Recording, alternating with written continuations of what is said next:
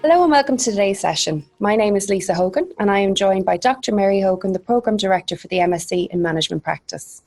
In today's session, we are going to go through some of the most frequently asked questions about the programme.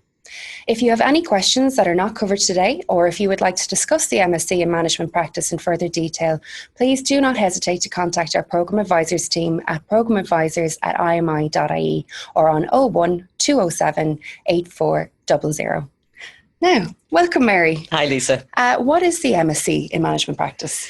The MSc in Management Practice is a 2-year master's programme for senior executives. And the reason that it's for senior executives is that it involves a change initiative. It's about their organisation, first and foremost, but it's also about them as leaders. And it requires the 2 years to get through all of the learning, but also to get through the change initiative itself, at least to set up the change initiative. We don't expect the change initiative to be finished by any stretch of imagination by the end of the programme. It's setting it up so that it's sustainable for the future. And it puts the organisation on a totally different footing. Brilliant. And I mean, an awful lot of people probably go onto our programme website and have a look at the different offerings that we have. How does this programme differ from other masters that we provide, say like the IMI Masters of Business Framework? The IMI Masters of Business Framework is constituted by 2 professional diplomas and a business research project for the MSc in Business Practice, or alternatively by 3 IMI professional diplomas and an integrated reflective assignment for the MBS in Business Practice.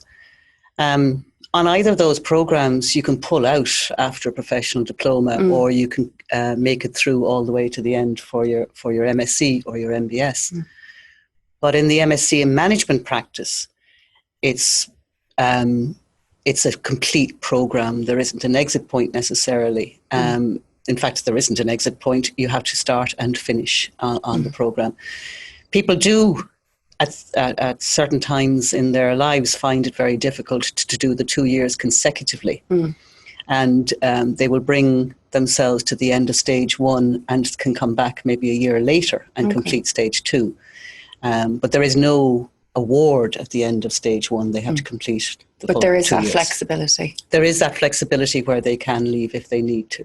Great, really valuable for Take a people break in a professional setting. Yeah. And what are the entry requirements then for this MSc? Well, we like to have a degree, but it's not always necessary. It's much more important that they have a substantial period of experience to their credit, because really the programme is built around learning, not only from the facilitators in the room, from each other. Because everybody brings an experience, an education, a learning from their various different settings. And that contributes to understanding and learning for everybody.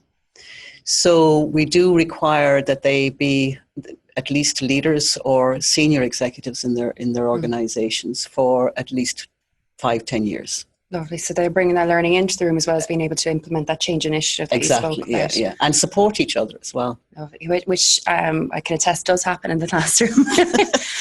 So when the person has completed the entire MSc, what is the outcome for them? And what does the participant get at the end of completion? They get an MSc in Management Practice Award, level 9. And that is constituted by 120 credits. And that's quite high for a master's. Regular master's is about 95 credits. The reason this one is so highly credited is that there is so much work on it. And that doesn't mean to say that it's extra work, but there's a lot of writing, there's a lot of understanding, there's a lot of interrogation of the organisation and interrogation of self and interrogation of understanding of self and what happens in the organisation as well. And that requires quite a bit of writing.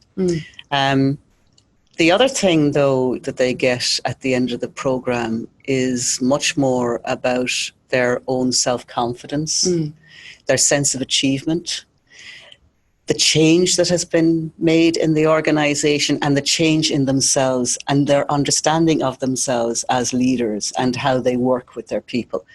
And it's huge. I had one group 2 weeks ago who were just submitting their draft theses for the end of the programme. And they were all absolutely delighted with themselves and their achievements on the programme. It's great. Yeah, it's a really rewarding program. Very, very rewarding. Yeah. Wonderful. And we spoke about there's an awful lot more write-up in this one. What would be the approximate time commitment that one would have to give? Yes, I know. How long is a piece of string? Exactly. It varies throughout. It varies from one participant to another. That's the first thing to say. It also varies at different stages, because when you're writing the first fairly sizable piece of work, which is 15,000 words long at the end of year one, there's good time commitment there, and it requires.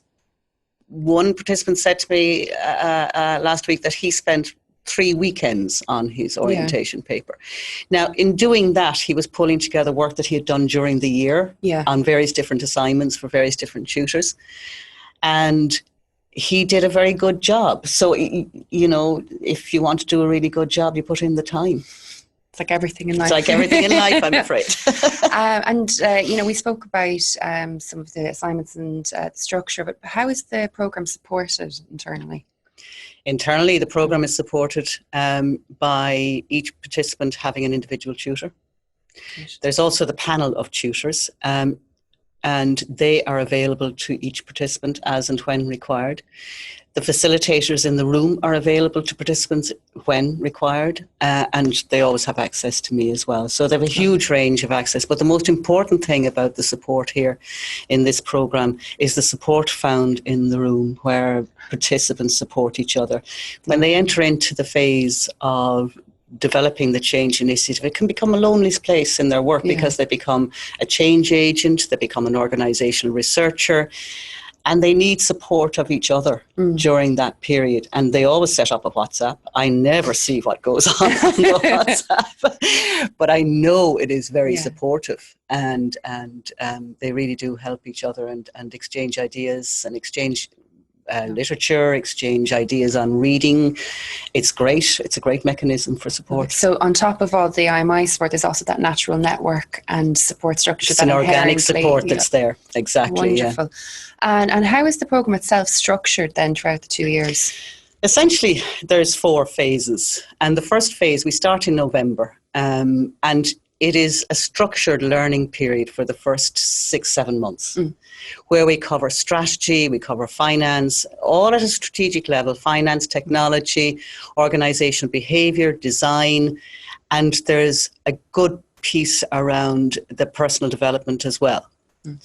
At the end of that is a presentation on the participants' understanding of their organisation, what it does, why it does it, when it does it, and how it does it.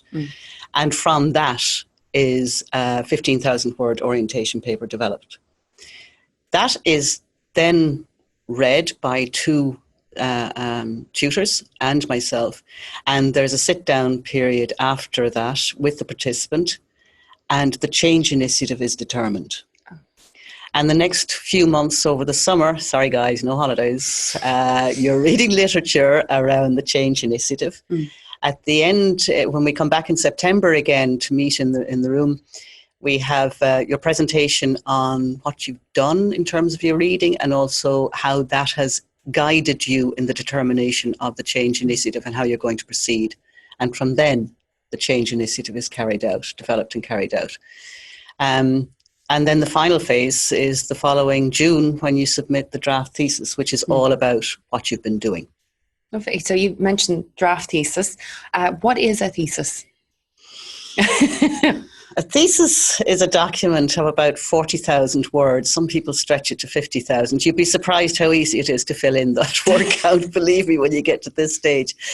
And it's really about everything that's been going on in the organisation, how the organisation has adapted to the change initiative, how valuable the change initiative has been, what the obstacles to the change initiative are or were.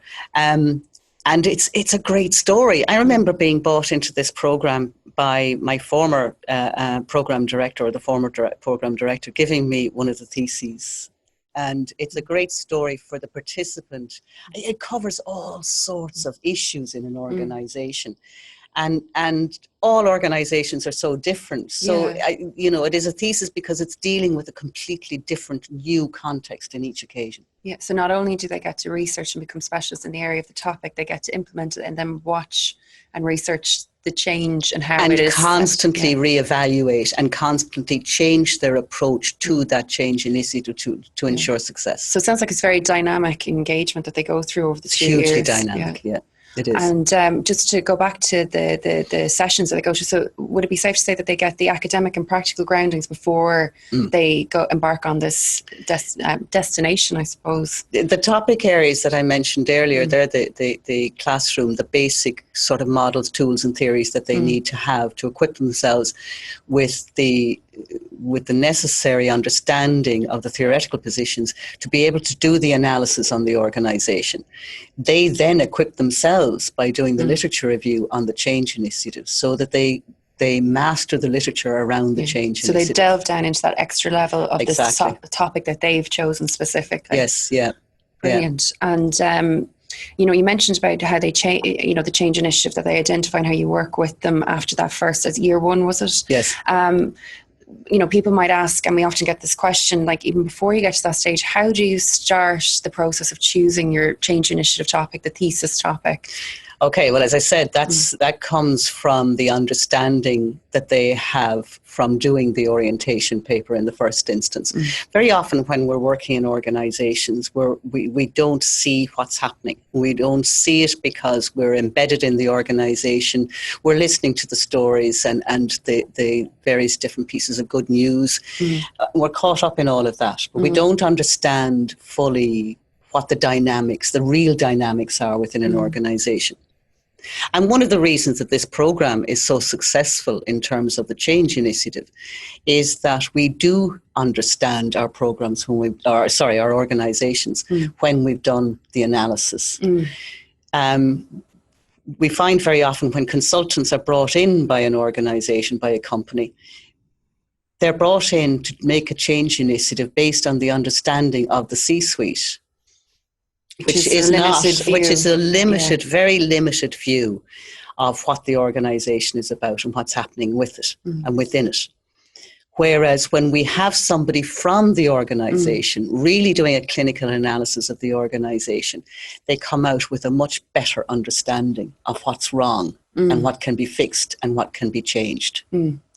So that's how we work through it. So it sounds also that while there's quite a large number of benefits for a participant at the end, it sounds like the organisation equally gets just as much out of someone embarking upon this programme. Absolutely true, and that's the main point of the programme is for the organisation to benefit hugely from the input made by the participant on the programme. And the participant could be the CEO, could be the chief financial officer, whatever.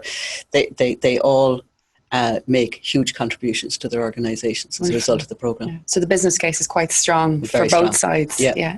And speaking of that, and obviously we need organisational buy-in, what is the application process to sign up to the programme?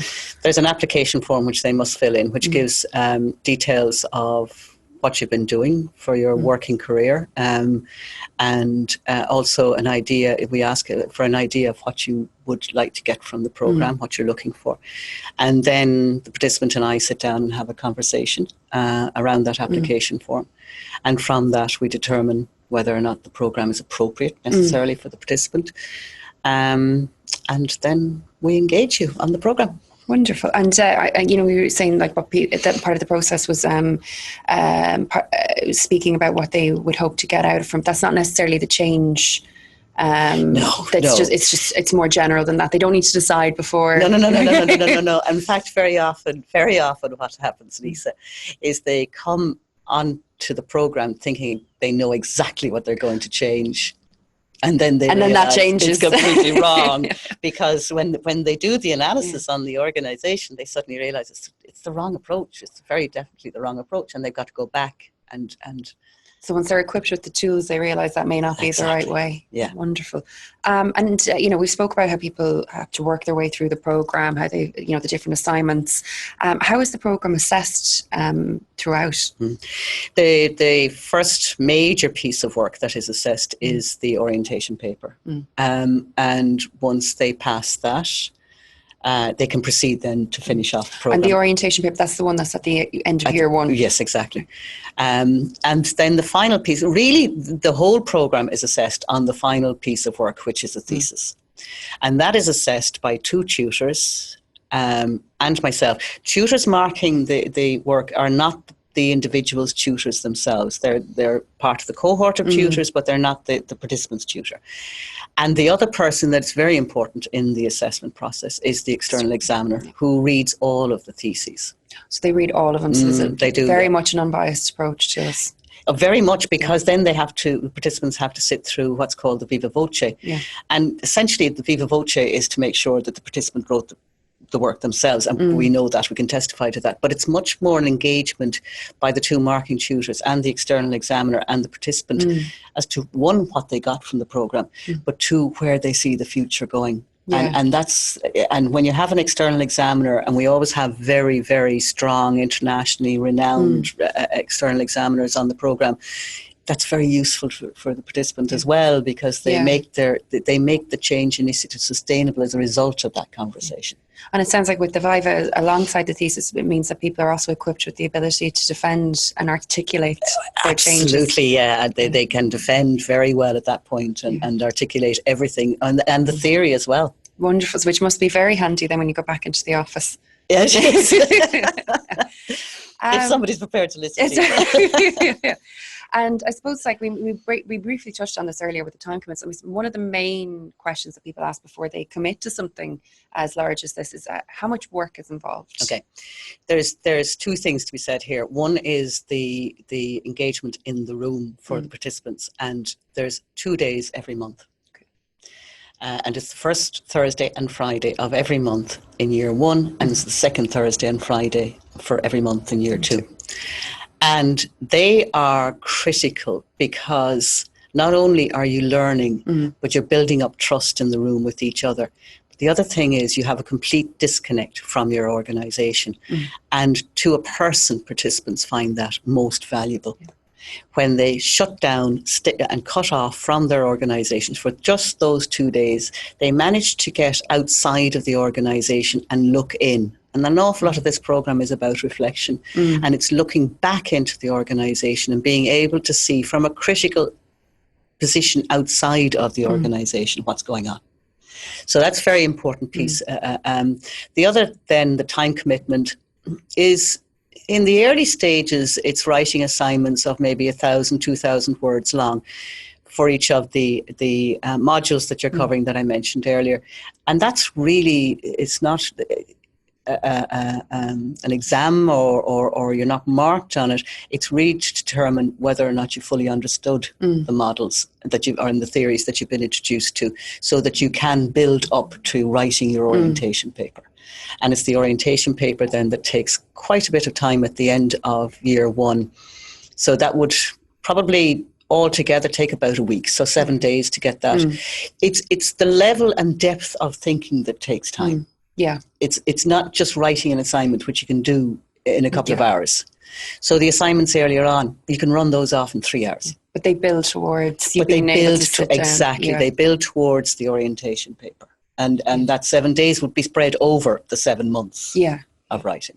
And then that orientation paper builds towards your thesis.